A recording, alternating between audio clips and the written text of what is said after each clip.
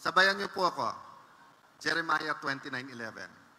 For I know the plans I have for you, declares the Lord. Plans to prosper you and not to harm you. Plans to give you hope and a future. 3 questions. Yung 44 na nagtipon-tipon 43 years ago para magsabing, mag-establish kaya tayo ng isang church. Nasa puso kaya nila na may Diyos Ama na nagsasabi sa kanilang, tuloy nyo, alam ko naman plano para sa inyo. Planong pagpalarin kayo, hindi saktan, plano bigyan ng pag-asa at ng kinabukasan. Number 2, all of you members of the 10 All for Christ Church here in the Philippines and 11 churches abroad. Palakpakan nyo naman ang inyong paglaki bilang church. Sa tuwing may pinagdadaanan, katulad po ng testimony ni Pastor Joy kanina, naririnig ba natin ang boses ng Panginoon? Di ba pagka meron po tayong pinagdadaanan, even with the most loving family, sometimes we feel alone. But with the most loving family, whether ate yan, kuya, lolo, lola, best friend, tatay, nanay, nayakapin ka at sabihin, huwag ka mag-alala, may plano ako para sa'yo. So, try to remember those moments po. Those personal moments na walang madukot, gutom, meron may sakit, walang matakbuhan. Did you hear God's voice saying, I know the plans I have for you? Okay. And I have to admit, pagpasok ko kanina, I felt much humility, but I also felt embarrassment. Bakit? Kasi our young people were leading the prayer, and instead of our leaders saying, magrepent tayong magkakasama, yung young people ang humihingi ng patawad for our leaders. So can you imagine, kung nasa bahay kayo, natuturuan nyo palang magdasal ang mga anak nyo. Tapos ang dasal nila, Lord, patawarin mo si tatay dahil lasenggo siya. Lord, patawarin mo si nanay kasi imbis na bantayan kami, bingo ng bingo. Lord, patawarin mo si ate. Siya lang ang nakakapag-aral sa amin, pero yon panay ang barkada. Di ba kung ikaw ang nagturo sa bata na yon, parang mahihiya ka. At yun po, naramdaman ko, pagpasok ko. For myself and for all the leaders of our country. But ito po tanong ko sa inyo. In the midst of the frustration, anger, desire for change, even confusion, do you hear God's voice saying, mga anak kong Pilipino, huwag kayong mag-alala sapagkat may plano ako para sa inyo, planong pagpalain kayo't hindi saktan. Plano bigyan ng pag-asa at ng kinabukasan. Okay. I ask this question because it's a very confusing time. It's a very confusing time. Pero naalala ko po, alam niyo naman po na isa akong abogado. So, minsan nasabi ko tong joke sa tatay ko. Sabi ko, Dad, ano ba yung unang profession? Sabi, ano nga ba? Sabi nung doktor, nung kinuha yung tadyang kay Adan at nilagay kay Eva, yun ay medicine. Kaya ang unang profession na nilikha ng Panginoon ay medicine. Sabi naman ng engineer, sandali lang. Bago nagka-Eva at Adan, ano ba meron muna? Yung mundo. Bago yung mundo. Sabi niya, there was chaos. From chaos, God made it order and made the world. Sabi ng engineer, yung chaos to order, engineering yan. Yan ang trabaho ng engineer. Yung hindi maintindihan, ilalagay into order. So sabi ng abogado, sandali lang, engineer. Ano sabi mo? Bago magka-order, ano meron? Chaos. Sabi niya, sino ba tingin mo nag-imbento ng chaos? Kaming mga abogado. So nung sinabi ko sa tatay ko yun, nagalit. Sabi niya, Alan, Inalay ko yung buhay ko para itaas ang tingin sa abogado. Ano ba tingin mo yung programa kong araw-araw at bakit ako, kahit anong ginagawa ko, pag alas 5:30, tumitigil ako para magpa-interview para nga sa tao. Para bumalik ang tingin nila sa abogado. Kasi ang isang bayan na walang hustisya, walang katahimikan. So sabi ko, Dad, pasensya ka na, naintindihan ko na. Never na ako mag-lawyer jokes, Pastor. Sabi ko sa kanya, anyway, Dad, dalawa lang naman ang lawyer jokes. Sabi niya, anong dalawa lang yung lawyer jokes? Sabi ko, Dad, yung joke tungkol sa abogado, dalawa lang. Sabi niya, anong dalawa lang yung marami? Sabi niya, hindi, dalawa lang ang joke, lahat ng iba totoo. E di galit na naman siya. Kasi nga, nangyayari po sa ating lipunan yung abuso. Yung dapat magandang tingin natin sa mayor, congressman, senador, USEC, DPWH, presidente, pag naabuso, masama tingin natin. Yung magandang tingin sa abogado, pagka yung araw ginawang gabi, gabi ginawang araw, sinungaling yan, nagiging abusado, naaabuso. Diba? But somehow God created the Filipino to be very patient. It takes so much para magalit tayo. Of course, may mga road rage, may mga biglang nagagalit, biglang nananampal. But as a people, alam niyo po hanggang ngayon, pag pumunta ka ng China at saka Korea, pumunta ka sa museums nila, may nagkwekwento tungkol sa kaharasan ng mga Hapon noong World War II. At lalo pagka may buhay pa na saksi, iiyakan ka habang nandun. At makikita mo yung mga batang Koreano, batang Hapon, Haponesa, umiiyak din, kaya lumalaki sila. May pagmamahal sa bayan, pero galit sa ginawa sa kanila. Tayo po, inabot ko yon. Nung panahon po ng lolo't lola ko, siguro 7, 8 years old ako, maglalabas yun isang bag, yung pera pa ng Hapon. Marami. Pero magkwekwento ang lola ko kung gaano kasalbahe sila. Pagdating po sa tatay ko, parang kliyente na. Kasi yumaman sila ng 1980s eh. Yung Arabo muna and then yung Hapon. So, nung yumaman sila, siyempre kliyente, mga kumpanya, so yung mga abogado nun, parang may acceptance na sa atin. No? Minsan may abuso, naalala ko nun, sinampal yung isang caddy sa golf course, yung nabalitaan nyo minsan, yung Koreano, depende kung sino yung mayaman. Tapos nandito sa atin. So wala sa lahi yan. Sa bawat lahi, may abusado, may hindi abusado. But ang point ko po, by the time of my generation, mataas na ang tingin natin sa Hapon.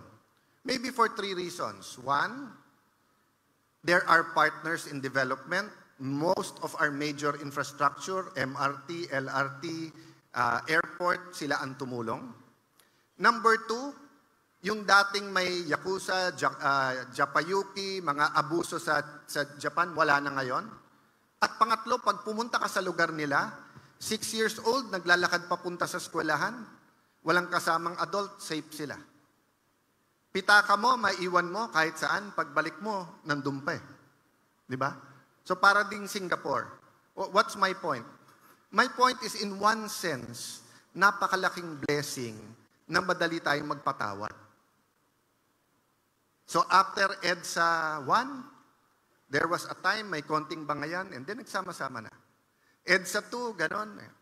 Ang problema, sinasabi, dahil short memory din, unlike Japan na nagbago, maraming tayong politiko, after the revolution, nagpalit lang ng tao pero hindi nagpalit ng ugali. Nagpalit ng kung sino nandyan, pero hindi nagpalit ng sistema. Natanggal ang pork barrel, napalitan. Diba? Tapos bumabalik, parang masamang sakit, na binat, mas masakit pa. Okay. But let me share with you some reflections. Reflection number 1. When God said, I have plans for you, nakakalimutan natin mga Christians, may plano din ang demonyo. So kung yung mga anak mo sinabi, anak, maganda plano ko sa iyo. Tapos, halimbawa, bata pa yan. Anong plano mo sa akin, Daddy? O ikaw, tuwing pupunta tayo ng toy store, gusto mo, mga laruan pang doktor. Ikaw, magiging magaling na doktor. Eh ako, Daddy, ikaw, ayaw mo ng laruan eh. Gusto mo parati libro. At ang gusto mo mga libro tungkol sa pagiging detective o pagiging abogado. So ikaw, baka kung hindi ka NBI, police, baka abogado ka. Ako, daddy, ano ako? Ako, daddy. Ay, ikaw, ang hilig mo. Kahit saan tayo pumunta, airplano hinahanap mo. Tingin ko magiging piloto ka. Maganda ang plano. Daddy, magagawa ba natin yon? Ay, mga anak, kahit 3 trabaho ko, kahit mangutang ako, pipilitin ko mag-aral kayo. Maganda plano nung ama. Pagdating ng college, kung mabarkada, hindi pumapasok. Plano ng demonyo yun. Minsan nagka-problema, malakas pressure, valedictorian, lahat pasado. May isang baksak, hindi alam kung paano magpaalam. Hindi sinabi nung kaklase, nilagyan ng konting droga yung inumin niya. Nagustuhan. Naging addict sa droga. Plano ba ng Diyos yun? Plano ba ng tatay? Plano ng demonyo yun. So reflection number 1. As a nation, we have to decide. Ano ba gusto natin? Plano ng Diyos o plano ng demonyo? Reflection number 2. Kuya Alan, tama yun. We have to decide. Pero paano yun? Mas konti ata tayo ng gustong ng tunay na pagbabago. Ano po ang sinabi sa Book of Chronicles? Yung exactly, Pastor Jerry, di ba? If my people who call by my name or call my name, pray, humble themselves, pray, seek my face, I will hear their voice and heal their land. Sinabi ba ng Diyos, kung yung buong mundo, sinabi ba ng Diyos kung lahat ng Bisaya, kung lahat ng Kapampangan, lahat ng Pilipino? Hindi. Ang sabi lang ng Diyos, if all my people. So kung Zambales, ang people niya doon ay 10,000, sila lang ang kailangan magsama-sama. Sila lang ang kailangan mag-handle. Papatawarin ni Lord. Dito sa Taguig, kung 1.3 million tayong Christian, 1.3 million tayong lang magkasama. Pero kung 130,000 lang tayo o 13,000 lang tayo, ano po sabi ni Abraham? Lord, kung may 50 po ba na mabait, na nananampalataya sa iyo, sa Sodom and Gomorrah, gigibain mo pa rin ba? Sabi Lord, hindi. Hanggang saan? Hanggang sa 10, tama po ba? Hanggang sa 10. Sabi ng ibang author, yung 10 kasi represents a church. Sabi sa Bible, kung 2 lang kayo, Christ is in your midst, magpre-pray kayo, may power yon. Pero kung 10, may ibang nagsasabi, kung 10, may nag-i-intercede. Meron nagsasabing, Lord, may community ka dito. Lord, may eklesiya ka dito. Lord, may representative ka dito, may pag-asa pa to. Pero sabi nila, kung 1, 2, 3, 4 lang, walang mabuo doon. Kaya doon ka na sa iba. Pero ang Lord never gives up. Kaya nga after gibain ang mundo through the flood kay Noah, sabi niya, sige, never again. Di ba? Mapagpatawad ang Panginoon. So what's my second point? Kailangan po we His people humble ourselves katulad ng prayer ng mga bata kanina. Katulad ng bigay nating galang at kanina tayo'y kumanta sabay-sabay ng lupang hinirang. Katulad ng pag-aalay ng ating sarili at ng ating church kay Lord. Okay, number 3. Kung ikaw ay pulis at bibigyan kita ng fire extinguisher at meron pong kidnapper, may laban ba yung pulis na ang dala niya hindi barel, ang dala fire extinguisher? Baliktarin mo naman, may sunog, God forbid, may sunog. Dumating pinakamaraming bumbero sa buong Pilipinas, ang dala po barel, M16, 45 caliber, meron pang nakamount na marami. Mapapatay ba nila yung sunog? Hindi po, di ba? May problema tayo sa Laguna Lake. Ang tinawag natin police, hindi Coast Guard. Makakarating ba sila doon sa pupuntahan? Hindi po. May binabasa po ako, isa po siyang public servant politiko sa Africa. Nawalan na siya ng gana. Sabi niya, Lord, kung kailan ako tumagal, kung kailan tumaas ang posisyon ko, Kung kailan dumami ang Kristiyano sa Africa, sama-sama mo na lahat. Evangelical, Catholic, sama-sama mo Christians. Dumami kami sa Africa. Saka lalong naging corrupt yung aking bansa. Ayoko na. True story po yun. Nagpre-pray po siya. Sabi ni Lord sa kanya, anak, hindi mo ba nakikita na sa buong buhay mo bilang politiko, ang lahat ng problema, ang solusyon mo, political problem, political solution. Hindi mo ba naisip, hindi problema yung solusyon mo? Ang problema, hindi siya political problem. Ang problema ng bansa nyo sa Africa ay spiritual problem. Ang Diyos dyan, hindi ako. Ang values dyan, yung Diyos nung isa, hindi yung Diyos nyo. Sabi niya, oo nga, no? Buong buhay ko bilang politiko. O may corruption, anti-corruption. May corrupt, ikulong. May swapang, wag nang i-elect yan. Di niya naisip, sabi sa Bible, may principalities, may authorities, may mga spirito doon. Spirito ng corruption, spirito ng covetousness, spirito ng immorality, may spirito doon ng abortion. Hindi niya nilabanan yon.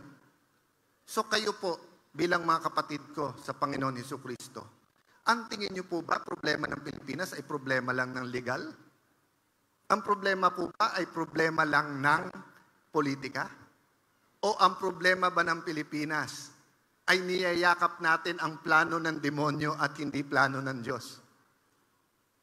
So habang ang pag-asa natin ay mga politiko, political reform, legal reform, bagong batas. Kahit ilang beses mong sunugin ang DPWH at muling itayo, pag hindi mo tinayo sa salita ng Diyos yan, walang mangyayari. Walang mangyayari. Ano sabi sa Bible? Unless you build the house, the builder builds the house. Diba? Unless the Lord builds the house, the builder builds in vain. Kung idol nyo po, si Cory Aquino, si Benigno Aquino, si Noy Aquino, may mabuti pong magagawa yan, pero hindi po niya mababago ang Pilipinas. Kung idol nyo po, si Rodrigo Duterte, may mga kabutihan po siyang ginawa, pero hindi po niya mababago ang Pilipinas. Bakit po? Kasi ang salita ng Diyos, ang tunay na Diyos, ang magbabago sa atin at magbabago sa ating bansa. Pero ano ang good news? Ang good news, hindi kailangan lahat. Sabi ng Panginoon, if my people. Pero meron po akong kaibigan from Latin America. Magulo din ang politika sa kanyang bansa. Ang sabi niya, Alan, alam mo, sabi niya, all over the world, may Christian agenda. May Christian parties. At wala daw siyang duda. Christians love each other. So sabi ko, ano problema? Ang problema, Christians do not like each other. So pag kapwa Christian, nakita mo, tinitira niya si Duterte, titirahin mo na rin. Yung kapwa Christian naman nasa Duterte, tinitira nung Pinklawan, tirahan naman. Di ba? Hindi naman sinabi sa Bible na wag mo i-call out yung masama. Pero sinabi din sa Bible, pagdasal mo rin. So, I'm not here to address all your fears or to provide an answer, etc. I'm here to say, kung hindi pa natin nahanap ang solusyon, kasi hindi pa tayo malalim sa salita ng Diyos. And that's the irony. Bakit po? Sabihin niyo yung pinakamalalaking church po sa Pilipinas. JAL. Halimbawa. Kung hindi ako nagkakamali, almost 100 or 100 nations na ba ang may JAL? 98 o hindi ko alam yung eksakto. Okay. Victory Church. Si Pastor Steve po, taga-US. Pero dito po siya napunta noong 1970s. At mula sa Pilipinas, ang napakaraming every nation victory churches all around the world. Ang CCF, ganun din. Ang sarili natin na Allied Christian Church, ngayon All for Christ Church. O, ilan na po kayo? 44 lang po kayo, 43 years ago. Ano yung 44? Kayo ba? Kung kayo'y mayor, congressman, senador, Tingin nyo, kung hindi nyo kilalang personal, si Pastora Tess or si Pastor Jerry, pupunta kayo sa church na 44? Di ba? Pero kung ikaw na sa Diyos at nahinipo ka, congressman, pumunta ka dyan. Alam mo bakit?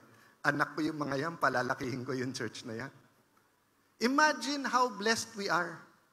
Looking back, di ba? Siguro kung senador na ako noon, 44 years ago, tapos pumunta ako ng Allied Christian Church. Nandun, baka sabi ni Pastor Jerry, pinagpala naman kami na pinuntahan kami ng congressman o senador. Pero hindi ba baliktad? Ako pala pinagpala kasi nakita na ni Lord yung gagawin niya.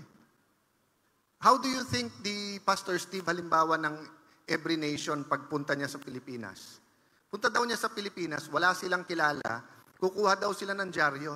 Nakalagay daw doon, Marcos, Romualdez, Enrile, Aquino, ipagpre-pray daw nila. Paglabas daw nila doon sa Luneta area, nung time na yun, wala pang tarpaulin, so pinipintura yung sa sine. So kung sino daw makita nila doon, Fernando Po Jr., Erap, Estrada, pagpre-pray daw nila.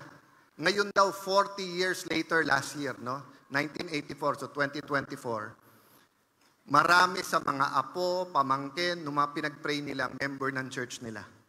Kaya sabi nga niya ni Pastor Steve, nag-attend ako nung gathering ng mga politiko sa Victory, sabi niya, lahat ng bagbago, pero hindi nagbabago ang salita ng Diyos. Wala na lahat yung politiko na yan. Karamihan, wala na. Wala na yan. 40 years later, pero nandiyan pa rin ang salita ng Diyos. So after Pastor Jerry nilapitan ko, sabi ko, Pastor Steve, I appreciate your preaching. Tama. 99% tama. Sabi niya, bakit? Why 99%? Sabi mo, wala na lahat. Hindi po. Nung nagpre-pray ka ng 1984, Minister of National Defense si Enrile, nandiyan pa ho ngayon hanggang ngayon. Sabi ko, pag nag-80th anniversary kayo, nandiyan pa rin ho si Senator Enrile. So, binibiro ko lang, pero pinapakita ko sa iyo, iba gumalaw ang Panginoon sa buhay ng bawat isa. Di ba?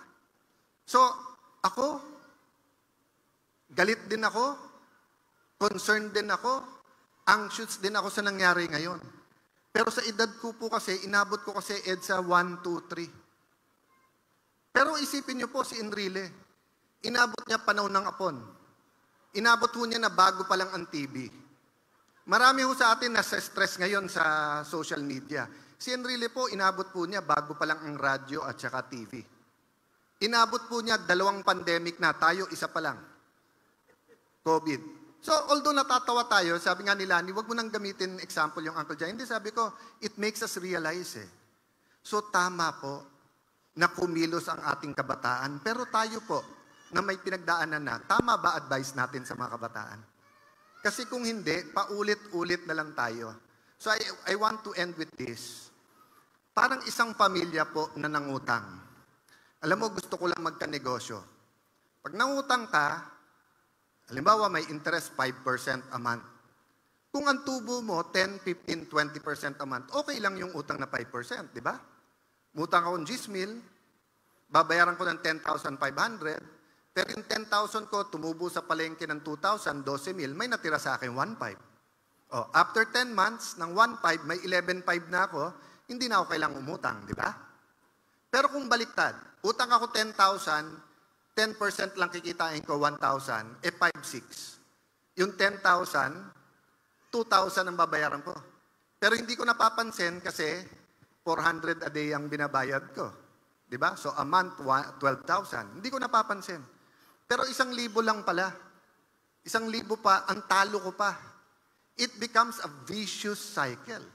Kasi sooner or later, hindi na sapat yung 10,000. I have to borrow 20,000. 20% din. So, ibig sabihin ng vicious cycle, para mong hinuhukay yung sarili mong libingan. Hukay ka ng hukay. Akala mo makakakuha ka ng tubig, hindi, o ng ginto. Hinuhukay mo pala sarili mong libingan. Pero anong kabaliktaran ng vicious cycle? Virtuous cycle. Isang cycle na may kapatid, eto, 10,000 na utang mo, babayaran ko muna. Baka naman hindi ka pang negosyo, magtrabaho ka muna. 500 a day. Ipon ka muna. O kaya pag nagnegosyo, turuan mo. Then kumikita na. Magiging virtuous cycle na. So mga kapatid, yan ang pag-pray natin sa Pilipinas. Mas stop yung visual cycle natin sa drugs, sa corruption, sa immorality, and everything, di ba? At mapalitan yan ng virtuous cycle. But hindi mangyayari yan if we demand a revolution rather than a revival. So, I'll stop here, but I will just share with you yung shinare sa akin. One, revival of the heart. Lahat tayo patay. Pero pag nakilala natin Panginoon Jesucristo, nabubuhay tayo. Lahat tayo detached sa Panginoon. Pag nakilala natin, we are revived. Revive means to bring back life. Di ba? Okay. Kaya nga vivo. Di ba? Vivo or in Spanish, di ba yung life? Di ba? Viva. Oh. Kaya nga, revive. Okay. Once you revive, sumama ka sa church kasi community tayo body. Pero maraming church ngayon hindi reform. Ano ibig sabihin hindi reform? Perfect po o near perfect yung unang church. Nung nandun ang Panginoon Jesucristo. Kaya very powerful. May healing, may multiplying of bread and fish. Di ba? May casting out of devils. Yun yung church. Nung tumagal po, maraming doktrina, maraming nawala, maraming leader, umabuso din, maraming doktrina na makisama na lang tayo. So we have to reform, di ba? We have to restore. Restore meaning yung una maganda, pagbili mo ng kotse mo, napakaganda. After 3 years ng paggamit, nalalaspag, i-restore mo. So we have to restore our churches. Once restored ang churches, sabi ni Lord, I will heal your land. Reform ay dadating po sa ating bansa. Ang problema, gusto natin tumalon na doon. Reform na kaagad. Kaya pakitang tao, reform, walang nangyayari. Bakit? Walang revival sa puso at yung mga church mismo po natin, marami din tayong nakikita na problema. So as we celebrate your 43rd anniversary, pag-pray po natin, no? That like your church, churches will continue to share the revival, will continue to restore into the kind of church that our Lord Jesus Christ wants. And number 3, dahil may nakikita silang halimbawa, ay dito sa Taguig magulo. Pero pag nakita namin ang churches, maayos. Mag-reform kaya sa Taguig. O dito sa Caloocan, maano eh. Pero bakit yung mga churches maayos? So magkakaroon ng reformation sa atin. So thank you for this opportunity. Pagbate mula sa amin, sa city government, and of course as your leaders. Medyo galit man kayo sa leaders ngayon. Thank you din na pinag-pray nyo to raise up the right leaders. God bless you. Happy anniversary. Purihin ang Panginoon.